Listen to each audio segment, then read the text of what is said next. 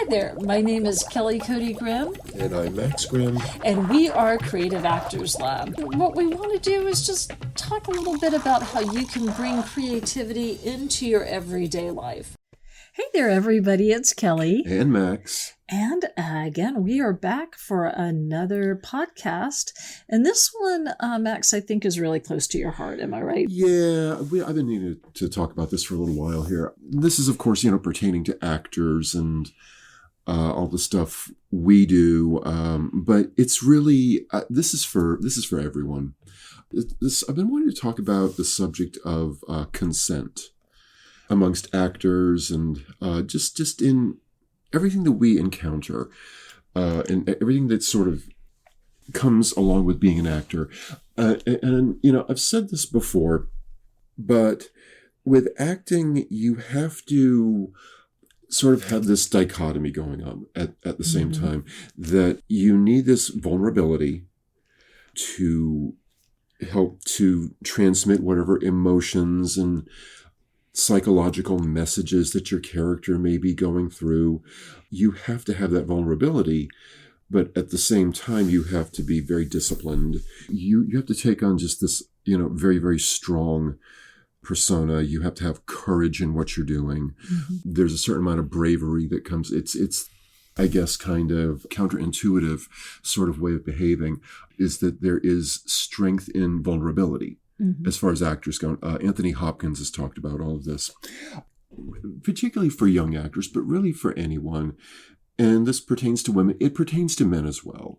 That while you're in the process of creating these characters and showing all of their vulnerabilities and whatever emotional machinations they happen to be going through, what to you is okay to do and what are you not going to allow to have happen. This comes to mind first and foremost when you're doing things like love scenes. Mm-hmm. And, generally speaking, what has to happen that when you're going to do a love scene, even if it's just like a kissing scene or whatever, any kind of intimacy, the actors and the director have really got to get together prior to all this and say, okay, you can do this, but you can't do that. You can touch me here, but you can't touch me there. Actually, more studios, and I think it depends on the size of your production, but there are intimacy coordinators now. Yeah, that's becoming a thing, which is good. Which is very much needed. It didn't used to be that way. But regardless, I'll just say this. When I was very young, the first film I ever acted in, it was a student film. It was a University of Miami student film. It was supposed to be this like film noir, black and white kind of whodunit thing of me and this young woman, and like her husband is old and rich and we're trying to figure out how to kill him and run away and all this type of thing. So, which I thought was just really cool. Anyway, so we got into shooting the thing. We had shot some scenes and everything like that. And there's me and the actress that is my love interest in this thing. Mm-hmm. We got along really well. We just, we hit it off right away. We're just, so we got to this one scene to where I basically had to force myself upon her sexually. Now, you didn't see anything, the clothes all stayed on and all that type of thing. But so we're starting to rehearse the scene, and something's not really, it's just not where it needed to be. Mm-hmm. So the director, also very, very young man, kind of walks up to me and says, what you need to do is just plain, just like grab her, sort of take her jacket part way down, wrap it around her, like capture her, keep her arms pinned down, and then just start planting big old kisses on her. Okay. Wow. And that's just making me uncomfortable just hearing about it. And I kind of went, okay. So we went to do a take, and I did that. And she wasn't expecting it. She was okay with it and everything like that, but I kind of looked at her and I kind of went, I think I just made a mistake. I shouldn't do this. And I felt terrible. Mm-hmm. I felt just terrible about it. And I was kind of like, okay, this is how we learn. We were going on in the scene, and the camera guy, he's got all of his ideas. So we're shooting this thing and shooting it and shooting and shooting. And every couple of, and I don't even remember how many takes we did of this stupid thing, but we did take upon take upon take upon take of me, of our dialogue, and grab and kiss and fall into bed. And so every few takes or so, when somebody else had a new idea, so I guess, she decided, like, she was going to be demonstrative on me without asking my permission. We got it done. And the scene was fine, but I was just kind of like, I'm never doing that again. I felt terrible. I felt like there was you're kind of young and impulsive, and you're new at what you're doing. You don't really know what's going on. So you think like, oh, this is okay. And I'm like, no, this really was not okay. And it kind of spiraled and it snowballed, and it just didn't make me feel very good. So I was just kind of like, I'm not doing that again. Anytime I get into a scene, and there were various assorted before you and I met. There's a play I remember in particular. Me and the actress had to get pretty close physically, and I was just kind of like, I'm never doing that again.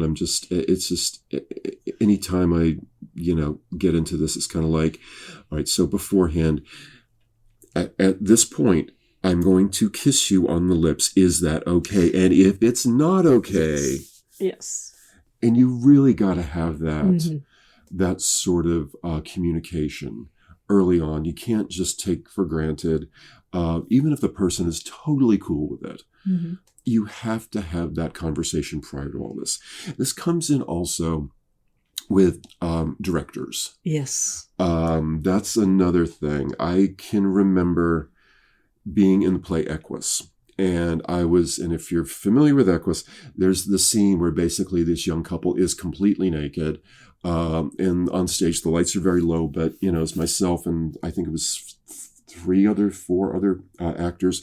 We're in this very modern guise of being these like giant horses. And we had these like giant like steel frames of horse heads and all of that. It was very stylized. But anyway, the director in that, who again was one of my favorite directors, like, okay, she's going to, got to get us all in there. And it's like, okay, these two, this young man and this young woman are going to be stark raving naked.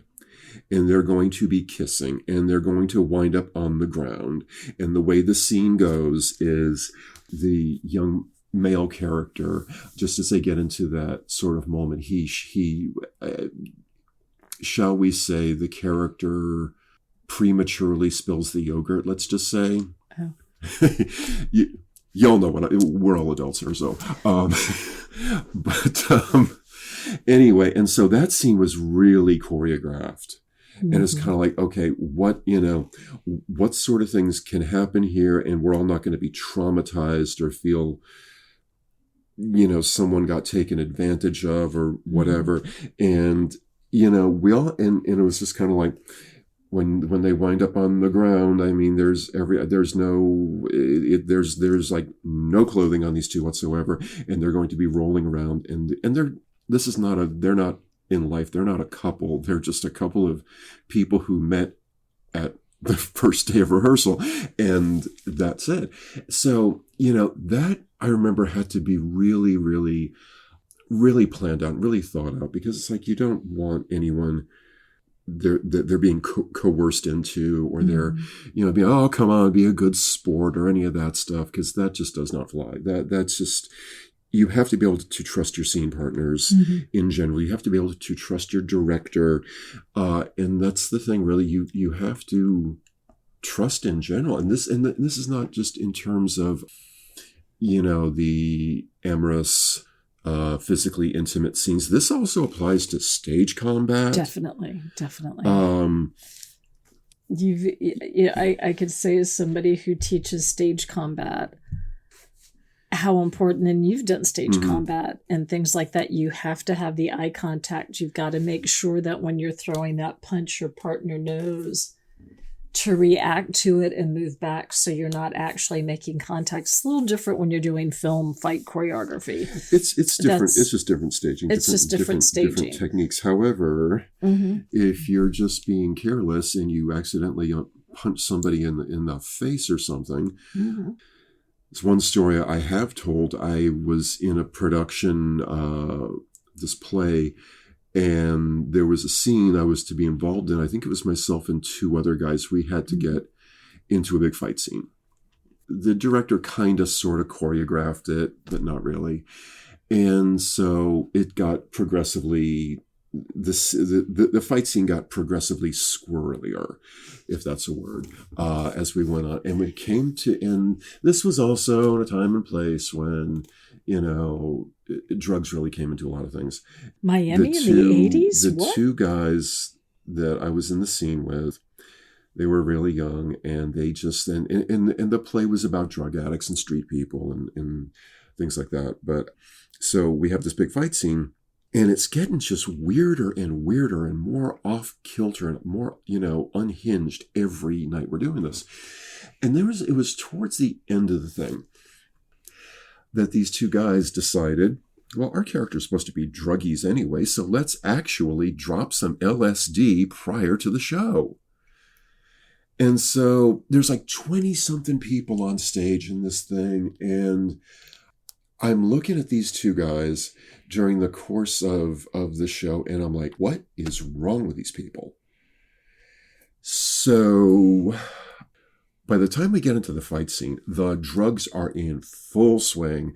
The whole thing about actually remembering your lines and delivering when there's out the window.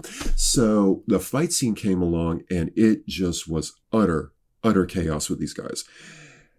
And I was like, they're going to hurt somebody. They're going, because we were like jumping over tables and throwing chairs at each other and all this stuff. I just remember at one point during the show, the focus was not on us. And I just leaned over to this guy and about, what is wrong with you? It's like, I dropped acid. And I was like, it was so consistent with everything else in that production that we would wind up at a stupid juncture like that with these two morons just tripping their brains out in front of 200 people. They get into the fight scene, and this thing just goes all over the place. And I went, that's it. And I turned around to the one of the two guys, and I literally punched him right in the face. Not as hard as I possibly could have, but enough to get his attention. Kind of like as a B slap. It's like, dude, yeah, pull it together now. And then after the show, it's like, Max, why did you do that to me? It's like, because you're behaving like a fool, because you're behaving like an idiot, and somebody's going to get hurt, and somebody's got to get your attention to pull it together. And that was the sort of a thing. Just in that show in general, there was a lot of things that the director insisted that we do that I'm just like, I'm not comfortable with this. Mm-hmm. Somebody's going to get hurt. I had another scene in that particular play where there's a fight. I had to break it up, and I had to pull out a baseball bat and start, slamming on tables and all this type of thing. We have this other actress in it who just was very methody, and she decided she was going to see how far she could push me in the scene. And it was like, you need to back off.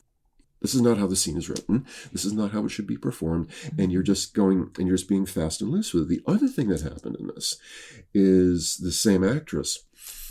She was a teacher at an art school. Oh.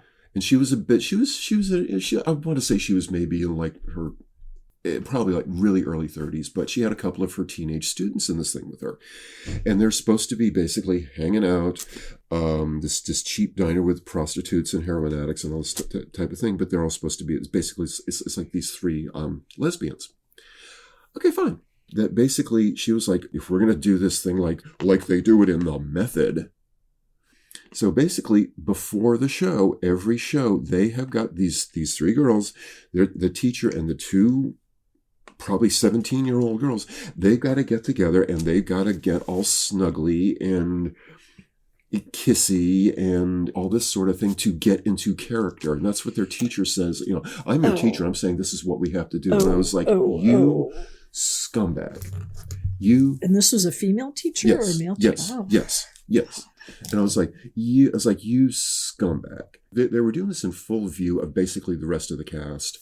Mm-mm. And you could tell one of the two of these two young girls did really not want to be doing this. But the teacher says we have to. Whether this was, this is what she really believed you had to do to be a method actor, or if she was trying to get a little something on the side, I don't know. it's not cool in any case, because if you just plain read the room, neither one of these two young ladies wanted to do this, but one of the two was really uncomfortable. But she was having to do this, 4 or 5 times a week for a month. And it was just terrible. I lost a lot of respect for a lot of people in that show. And because it's like, it's one thing to challenge your fellow actors. It's one thing to get out of your comfort zone. But then there's just plain stuff you just don't do if you're going to be a decent human being about it. And you have to have trust. And the problem is, and particularly for, well, I mean, really for anyone, but particularly with people who are new to this, they may feel like, well, I better go along with this or I'm not going to get much more work. There's that. Yeah. And that's kind of the playbook. I mean, when you look at, Harvey Weinstein and a lot of people in power and male, and as you pointed out, female, will try to push that point. There are some actors who have gotten kicked off of projects because, old school, you just went for it. And I don't understand why I have to get permission to do what I feel like I need to with my scene partner and make sure that it's okay. And it's like, because it's a different world and nobody ever really thought chasing your secretary around a desk was funny. I might be doing this out of the integrity of the scene, but again, it's asking your scene partner if that's okay. I'm thinking back on our very first play together. Yeah. All Men Are Whores, and you were so sweet about just asking me, is this okay or whatever? Because at one point you and I are on a couch. We had the full-on lip lock. Yeah, we had to kiss, and you kept on asking me if it was okay. The guy I was dating at the time was in the audience, and he actually and the young lady I was dating was in the audience as well. So it was not awkward at all, was it? And luckily, the guy I was dating, I'll just say his name was Patrick. He was like, "Yeah, I remember doing kissing scenes and stuff like that. Yeah, you worked that really well. I thought it was believable." And I'm like, "Well, it kind of was because I kind of like this guy." Well, but.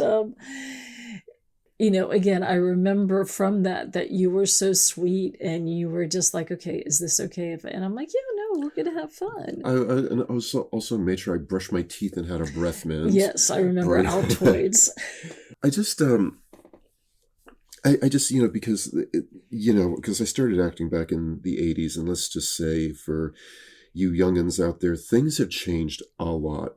I think a lot of people get into this and they think that a lot of the rules don't apply, or you can just pretty much do whatever you want and just kind of spontaneously let fly. And sometimes you can, but then there's other things where it's like where other people are involved. No, you can't. I mean, I can think of a few things I remember doing. I remember doing actually one pretty big theatrical production that was so strangely directed. For some God knows reason, the director interpreted the script of, I was the king and I was taking a queen, and I had his idea was that I had kidnapped her and it was holding her in chains and was going to, be forced to get married. So, which was completely the wrong interpretation, completely wrong, but it was, at least it was consistent with everything else this brainless, clueless director had in mind. So it's like part of his kink or something. It's just, I don't know what, but there was some personal feelings going on in that, in his interpretation of this, which everybody has thought was just flat out bizarre. But anyway, so I had to bring this woman on stage literally with massively huge chains and locks around her wrists. And she was another, I hate to keep slamming on the method, but there are some people who use the thing of I'm a method actor to get away with some sloppy behavior. And that's where I don't have a problem with the method itself, providing you actually know what it is and not, I read the first two chapters of An Actor Prepares. I read the first 2 chapters and now I know everything there is to know about method acting. Okay, well, no, you don't. No, you don't. Even Lee Strasberg would say, yeah, no, that's not okay. But this woman that I was scene partnering with, she was another very misguided method misinterpreter. Misinterpreter. I like you know, that. for lack of a better terminology. But every night her disdain towards me as a fellow actor, like she couldn't differentiate between this is my character and this is Max the person. And so one night we get on stage and she tried to literally whip these big chains and hit me square in the face. I managed to dodge it, but I was like, what the hell, people?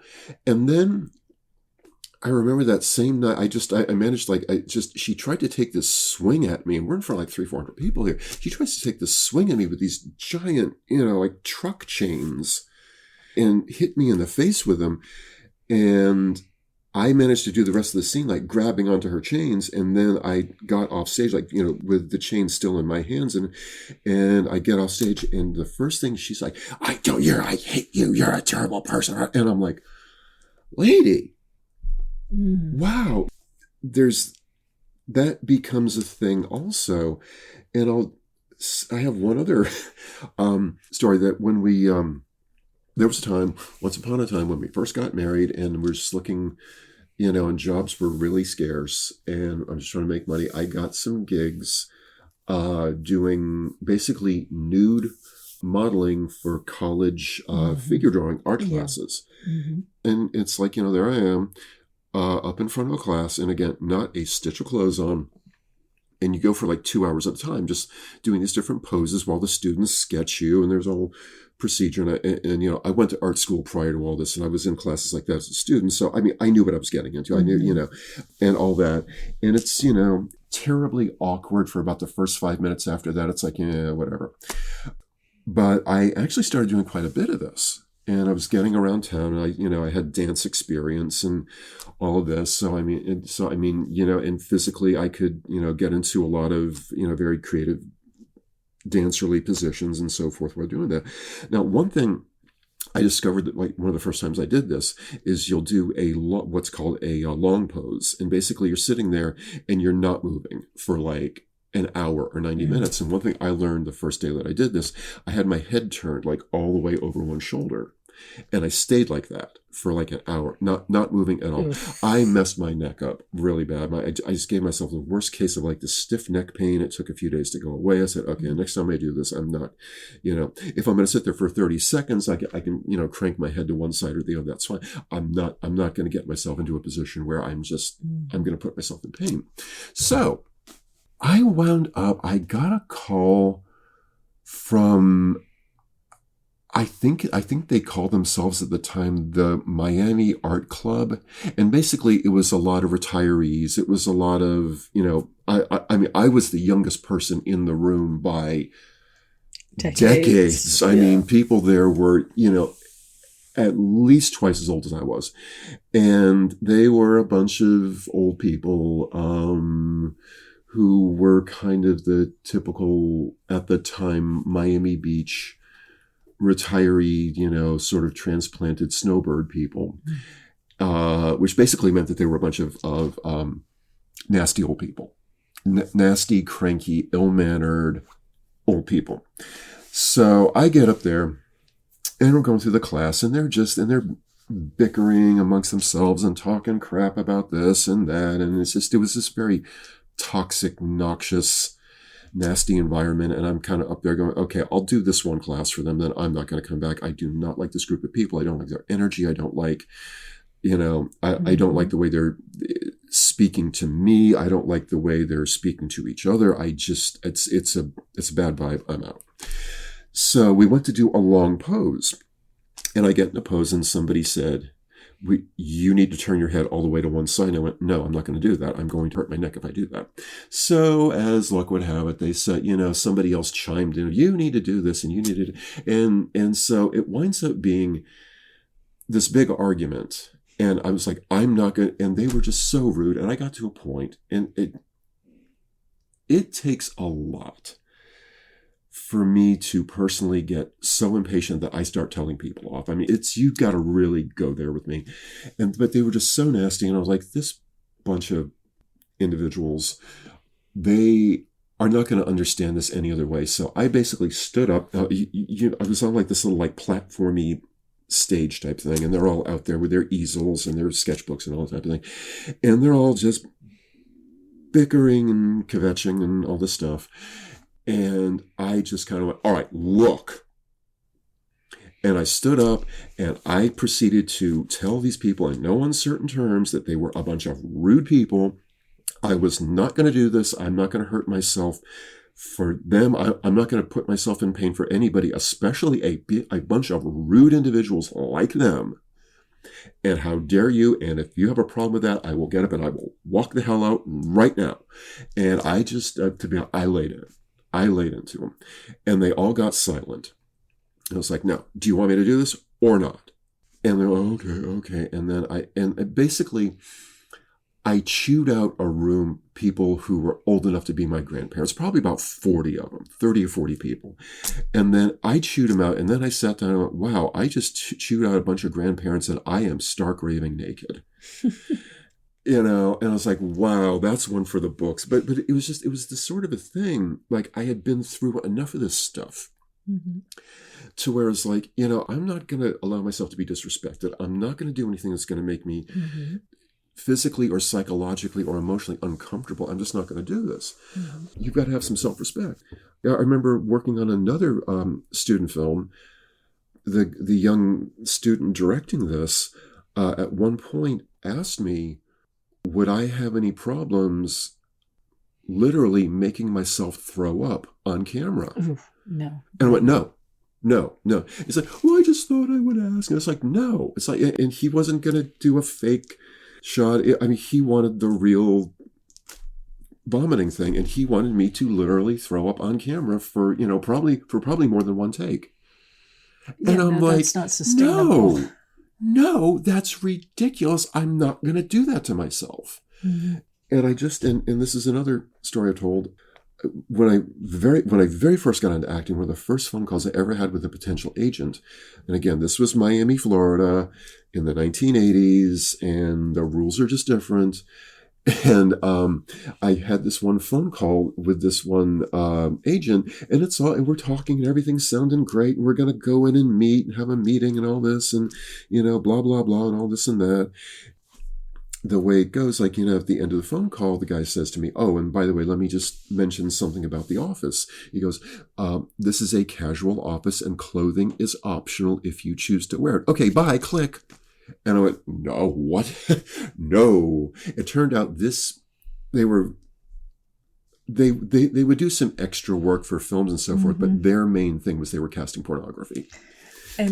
And they didn't bother telling me that prior to all this. And I'm going to walk into the office and somebody's going to be walking around with their stuff hanging out. And I'm like, I don't actually think no. And then so I got into one of my first shows and I was telling that story. And this one young actress who was very attractive, but frankly, quite a bit clueless, said, I don't believe it. I'm going to go down. And so she actually went down to this agency. They sent her out to some guy. I don't know if he was a photographer or what he was exactly, but, they start off taking pictures, and then she's telling the story about, would you take your shirt off? Would you take your pants off? Would you just be in your underwear? And he got her down to where she took her bra off. And then the guy said, he's taking pictures and she's getting more and more uncomfortable. And the guy apparently said to her, before we do the next series of pictures, would you put ice cubes on your nipples? And she apparently freaked out and screamed and ran out of there. And she's telling this whole story. And I'm like, I told you, you clueless individual. I told you this, and you walked right into it, And there were so many things. I remember being in another play, and one of this other actress, there was apparently at the time a huge, major, big budget, relatively speaking, porno film was being shot in Miami, and they were going around to all the different theaters trying to recruit talent. So she got into this. She got really behind this production and everything, and she was trying to recruit us in this play to do this porno film. And it's like, no. I'm no one to judge anyone over anything, but gee whiz, guys. In acting, we can be very susceptible to this, come on, do it, be a good sport, or you're not being a creative enough actor, you're not getting out of your comfort zone. There's all this other BS and malarkey that is sheer outright manipulation. And guys, you got to respect yourself. And you got to respect, it's like if you don't, it's kind of one of the basic things. You got to show up on time. You got to, respect and be courteous to the people that you work with. Like in any job, you got to have your stuff together. You got to do that. But if you don't respect the other people in the company, and if you're not being respected, you gotta get out. And that's just something I think is just so, as actors, we find ourselves in that position in one way or other, to where it's like, wait a minute, I'm being asked, or in some cases being told to do something that I don't want to do. There was actually, just on that, there's a show called Will Trent, which is about a detective. And so he'll record his notes and, the computer will translate it. But his partner, and they had both been in the foster care system and had both been victims of sexual abuse. And so this one young lady was like, oh yeah, I'm going to learn acting and things like that. And the detective was just sitting there going, something's not right. Mm-hmm. And she did a deeper dive. And sure enough, this guy was trying to recruit this young girl to do a porn movie. Mm-hmm. So, and this is 2022. So, it's not something that's like, oh, well, that doesn't really happen anymore. Unfortunately, people do get talked into, and they're never going to come right out. I mean, at least that guy told you, clothing is optional, click. Mm-hmm. So you got a little bit of a heads up, no pun intended, about that. But, a lot of times they don't tell you that. Or, there's like, if you're being love bombed, mm-hmm. is an expression which is like, oh, we think you're fantastic. We think you're amazing. And, they'll start out little bits and, your confidence, and you feel like you can open up. And then as they're starting to do that, they get more and more manipulative. And then, before you know it, you're doing something that you just don't feel right about. But, there's just that part of human nature was like, but I can't go back and tell people that I fell for this, because then they'll tell me to stop doing it. So now I've got to dig my heels in and say, no, absolutely, I don't think that's what this is about. And then it just gets worse and worse. So, and you and I have said that before, your gut instinct, your gut is, some people say it's your first brain or your second brain, but that gut instinct, that something's not syncing the way it should, follow that. And if it doesn't feel right, now that the strike is over, a lot of things were negotiated for AI and the prevention of that, of AI taking over actual, working roles, background performers' faces basically being put on anybody's face and being in the background. And then I think is also to protect people from having their face put on and doing fakes. Things. Yeah. Yeah. The whole thing about deep fakes is really disturbing to me. Yeah, exactly. And so, just know your rights, know what you need to do. And if it doesn't feel right, get out, leave. Again, sometimes where you are also vulnerable, and more on studio movies, but sometimes they might say, hey, just take your car. We're all going to go on a bus and we're going to go here. And then you're stuck without any transportation if you do need to leave. Yeah. Don't let anybody take your cell phone. Sometimes on bigger sets, they've gotten better about that. Rather than taking people's cell phones, they'll just put like, it's got to be bagged, or they'll even put a little sticker over the camera, but you can still have your phone. You just can't take pictures and things like that. When you're going on the sets, ask up front, if you've got a legitimate agent and they're doing things, check out their production company. I've seen things on Actors Access, and when I've done a little deeper dive, I've gone, they're not really what they're presenting themselves to be. I'm not going to submit for that. So, definitely take your time and, really look that up, because it is about you. It's about your personal safety. It's about your psychological safety. And don't get yourself into a situation that you cannot get out of.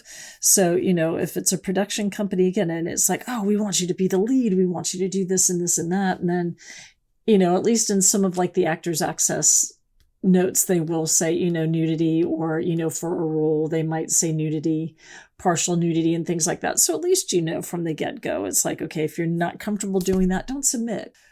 Kudos to them for at least letting you know that that is a possibility. But just protect yourself, and it's okay to say no.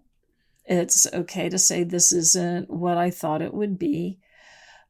So often you are going to run into that, whether you are in Atlanta, whether you were in San Antonio, whether you were in New York, whether you were in LA, whether you were in Miami, really anywhere. I always kind of joke that once the cavemen could figure out what chalk was for, the first thing they did was draw naughty bits on caves. Yeah. Printing presses. Yeah, printing presses. Yeah, that's where human beings are. The first stuff to come off of printing presses was pornography. Yeah. When the volcano hit Pompeii, they were not able to cover up their porn.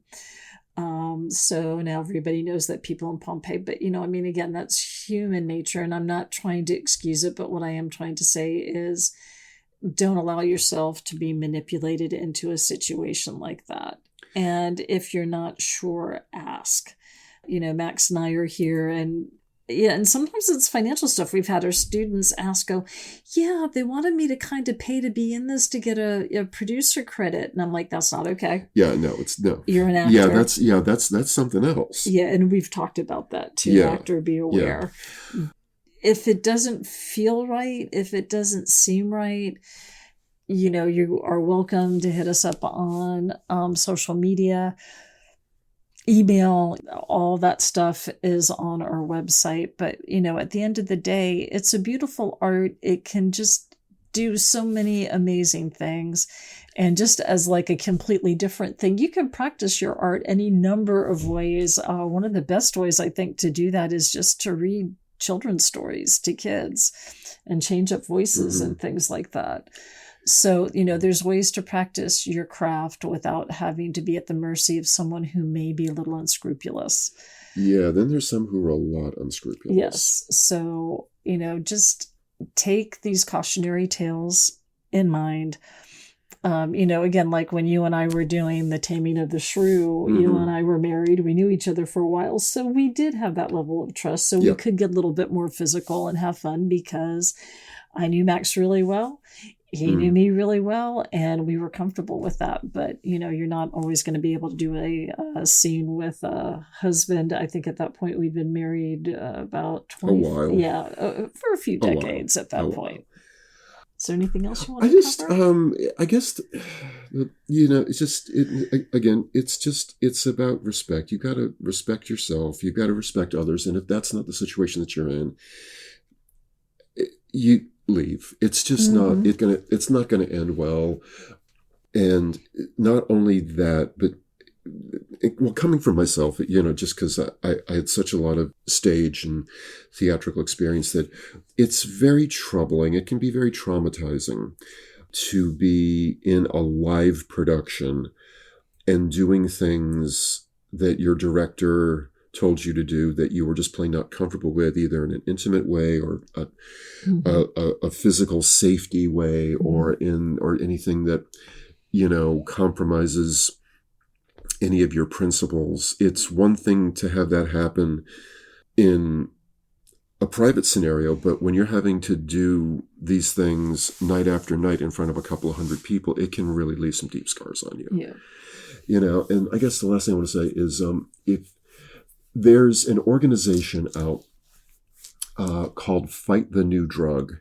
And basically it is a group who has gotten together a bunch of former porn performers and going through some of the horror stories of what happened to them. And I mean, some of the stories are just horrifying. And people who had no intention of getting into stuff like that, they basically got coerced, they got threatened, they got bullied, they got lied to, they got whatever to, go out and do some of these videos. And I mean, don't misunderstand. If that's something somebody wants to do and everybody involved are consenting adults and they know and everything is cool with everybody, I'm no one to judge anyone, but there's so many stories that they have of people who really had to do some horribly emotionally, psychologically damaging things to themselves that they had no intention of getting into. And it's just, you kind of listen to some of these stories and you go, how did it get that bad? Mm-hmm.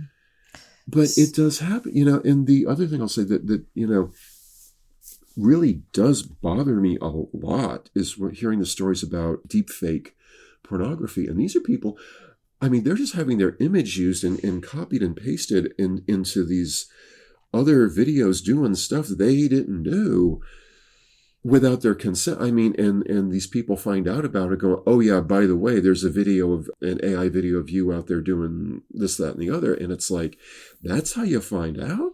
Yeah. My God, yes, people. So, yes. That's horrible.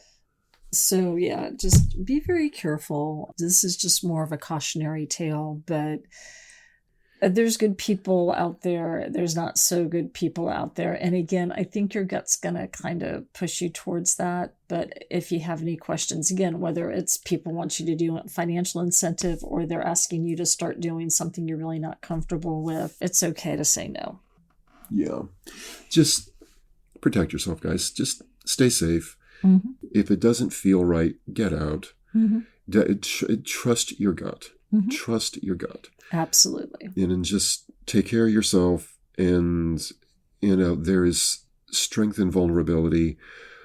Some people out there mistake kindness for weakness. Yeah. And we'll take advantage of that. And, so, yeah.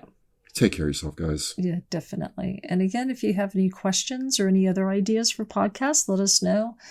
But we're here as a resource for you. So again, if something doesn't feel right, if it's not passing the smell test, run it by us and we'll just let you know. And maybe, you can save, you're looking on something on Backstage, Actors Access, Casting Networks, and you're going, something about this just doesn't, they try to screen for all that stuff, but sometimes they don't always catch it. All right. Well, guys, have a great one. We will be back again next week. And again, you can always hit us up on social media or email us if you're going to go kind of old school that way. We're cool with it. My friends, take care, be well, create art, not war. Absolutely. We will see you next time. Until next time, all my love, kiddos. Bye-bye. We appreciate you guys tuning in, and keep in mind that you can catch us on our social media, Creative Actors Lab on Instagram and Facebook, and by the same name on YouTube. And for more on what we do, you can go to our website, creativeactorslab.com, all one word. Thank you for listening. Stay curious, make art, not war. Much love until next time.